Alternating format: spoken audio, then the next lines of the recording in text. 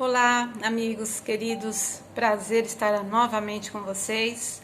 Quem não me conhece, sou a Abigail e eu agradeço pelo grupo Joana de Angeli estar me proporcionando essa oportunidade de estar junto de vocês para que nós possamos estudar, criar autoconhecimento, agradecendo profundamente ao Espiritismo que nos ofertou gratuitamente esses ensinamentos que vieram de uma forma tão caprichosa, tão cheia de amor e de luz, através do nosso amigo Allan Kardec.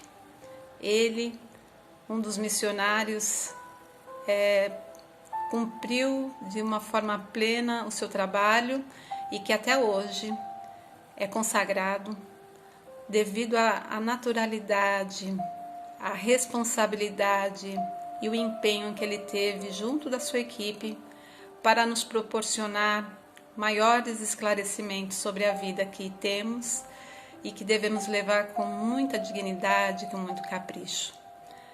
Para iniciarmos nossa reunião, eu convido a você a se recolher no seu canto para que nossas vibrações possam se irmanar e que a espiritualidade possa estar aí, a seu lado, te incentivando, te apoiando, mostrando essa beleza que a vida tem e que nos proporciona e que talvez deixamos de enxergar com a nossa alma.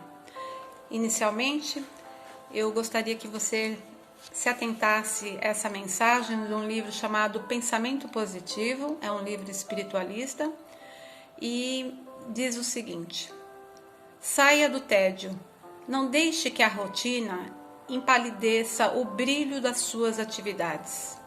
Dê à vida o colorido da criatividade, abrindo novos caminhos. Saia da mesmice, mas não abandone os seus compromissos. Apenas cumpra-os de forma que não se tornem enfadonhos e cansativos.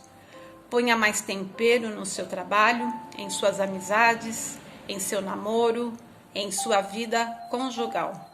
Seja dinâmico e criativo.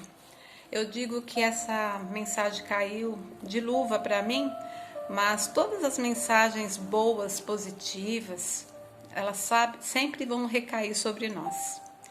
E aí eu peço para você recolher em suas preces e que possamos neste momento sentirmos envolvidos pela espiritualidade, pelos nossos protetores ou anjos de guarda, daquele que você tem afinidade, aquele que te proporciona segurança, carinho, respeito e amor. E que essa energia, esses bons pensamentos possam ser espalhados no seu ambiente familiar, mas principalmente no seu coração. Anjo da guarda de amor e de luz, guia nossos passos para Jesus. Anjo da guarda, divino amigo, dai-nos a aventura de estar contigo. Assim seja. Bom, o nosso tempo é bem curto e eu precisaria falar um pouquinho rápido porque a lição é bem delicada, merece muito entendimento, mas para isso, para entender de fato o que nós iremos conversar hoje, eu te convido a pegar o Evangelho segundo o Espiritismo, no capítulo 18, onde nós vamos encontrar que o reino do céu, muitos chamados e poucos escolhidos. E nós vamos comentar sobre a parábola do festim das bodas. Por isso que eu digo a você, posterior a essa reunião, a esse nosso encontro, pegue o livro do Evangelho, neste capítulo 18, para ter um maior entendimento, porque nós vamos dar uma pincelada nesse estudo, e que requer muita profundidade de estudo para ter um esclarecimento maior ainda. Então, a gente vai dar uma pequena introdução a respeito da parábola do festim das bodas. Isso nós temos como registro marcado por Mateus, capítulo 22, versículos de 1 a 14. O que aconteceu na época? Jesus, ele, como todos nós sabemos, ele falava em parábolas para que as pessoas tivessem um entendimento melhor sobre as suas mensagens. E quando ele comenta sobre isso, muitos dos chamados e poucos escolhidos, tem a ver com a parábola que a gente vai comentar agora. O reino do céu se assemelha a um rei que, querendo festejar o casamento do seu filho, enviou seus servos a chamar para as bodas os que tinham sido convidados, esses, porém, se recusaram. Então, é da mesma maneira que nós somos sempre convidados, né, para nos atentar às coisas boas que Jesus nos deixou, passando as informações imprescindíveis para que a gente possa evoluir, né? E quantas vezes será que nós não demos as costas para isso porque não era do nosso interesse? Quantas vezes fomos convidados e demos as costas ao convite, seja por alguém, seja por intuição, porque todos nós temos uma intuição. Todos nós temos um soprinho nos nossos ouvidos para acordar. Tem até aquela frase que fala: acorda, ó tu que dormes, levanta entre os mortos, que o Cristo te ressuscitará. E é esse levantar, é essa chama que nós temos que nos atentar para ter uma mudança, para ter uma renovação da forma que nós nos comportamos, da forma que nós pensamos, porque a vida é uma eterna evolução.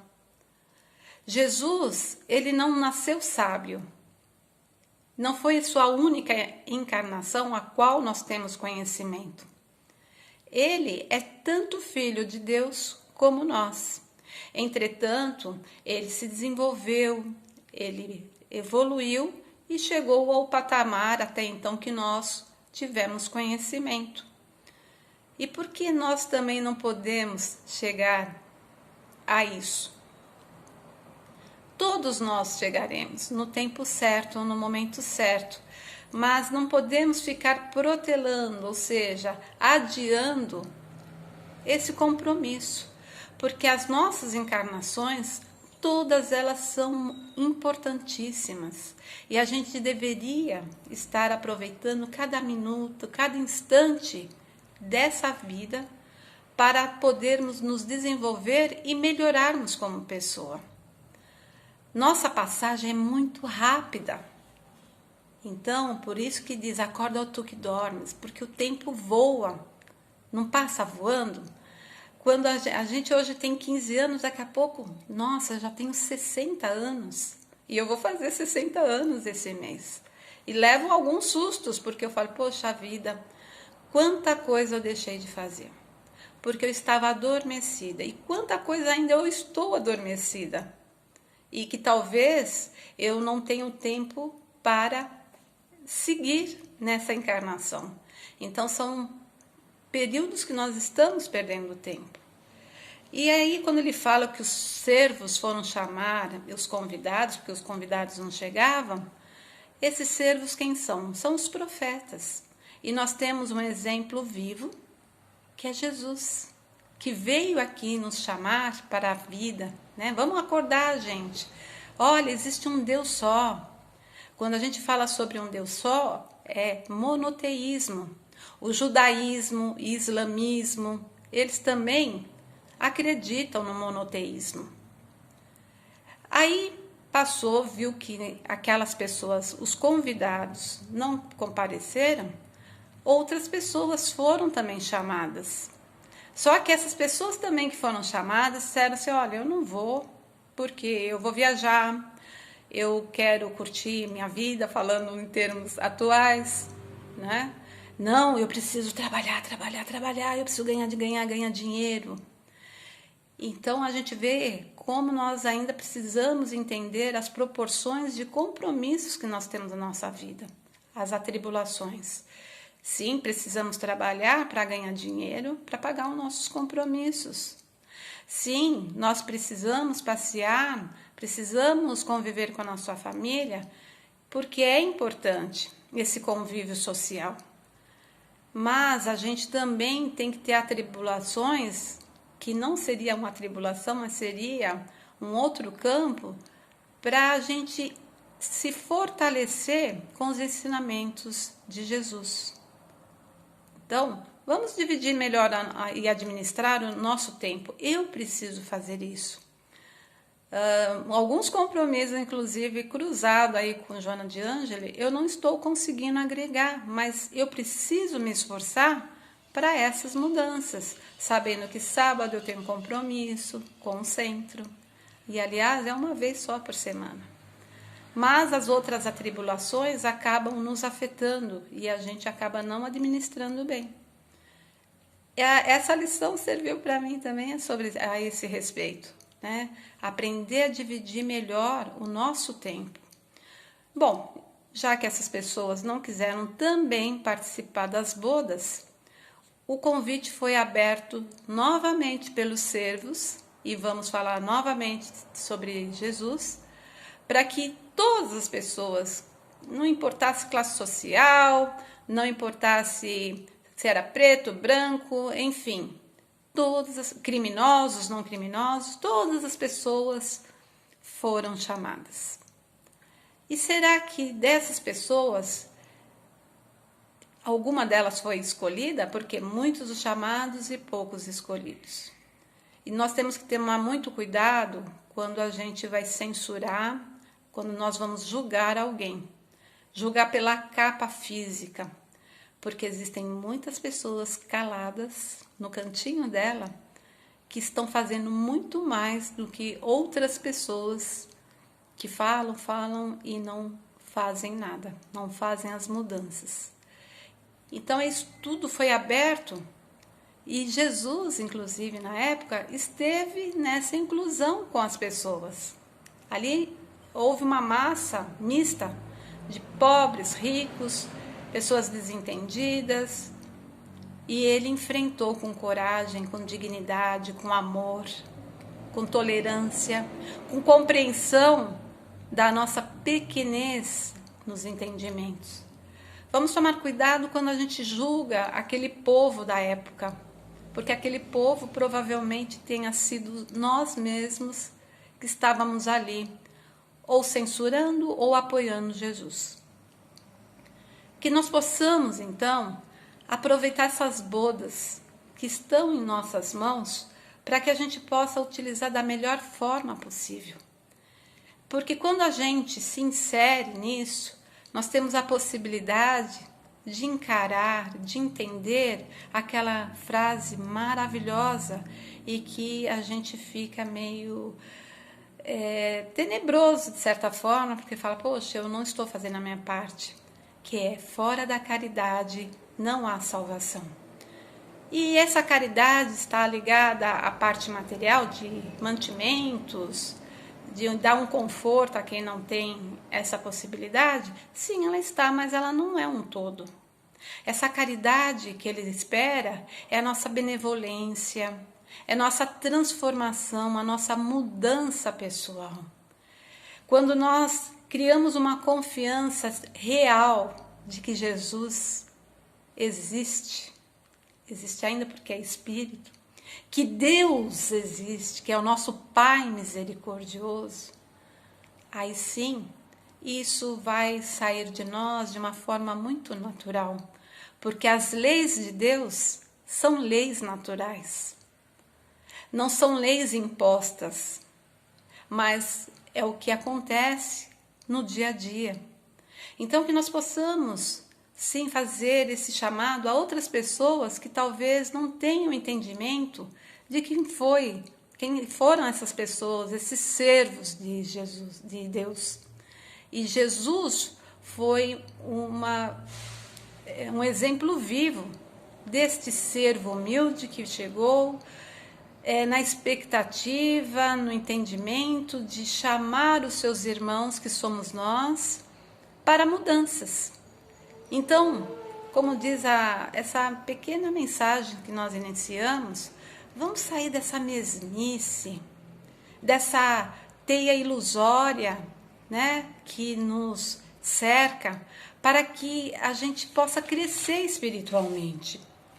É necessário, acima de tudo, a gente criar pureza do coração e praticar a lei segundo o Espírito.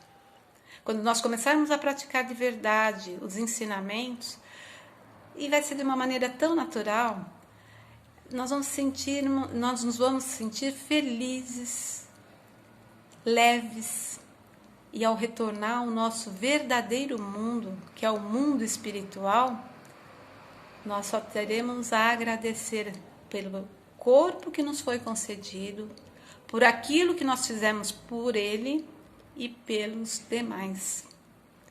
Então, eu peço a você que, se ainda não teve oportunidade de ver esse livro, leia. Ver a gente vê, mas a gente precisa estudar, nós precisamos analisar. Ler é muito vago, estudar e analisar é imprescindível. Eu agradeço pela oportunidade de estar esses poucos minutos com você e vamos juntos nessa luta, sabendo que essa pandemia, graças a Deus, está passando e que nós vamos vencer mais uma crise, porque essas crises vieram para que a gente pudesse também se amadurecer também com as dificuldades, criando novas alternativas. Então, vamos deixar de reclamar tanto e vamos nos ajustando conforme é possível. Deus te abençoe, Deus te ilumine e vamos encerrar o nosso encontro com a prece do Pai Nosso. Lembrando quando Jesus estava ali no cimo da montanha, conectado a Deus e a todos nós da humanidade, dizendo assim: Pai nosso que estás no céu, santificado seja o teu nome, venha a nós ao teu reino, seja feita a tua vontade, aqui na terra como no céu. E o pão de cada dia dai-nos hoje, Senhor. Perdoe as nossas ofensas, assim como nós perdoamos a quem nos tem ofendido. E não deixeis cair em novos erros, porque a ti pertence o poder, o reino e a glória para todo sempre, graças a Deus. Que Deus nos abençoe hoje e sempre. Obrigada pela sua atenção, pelo seu carinho.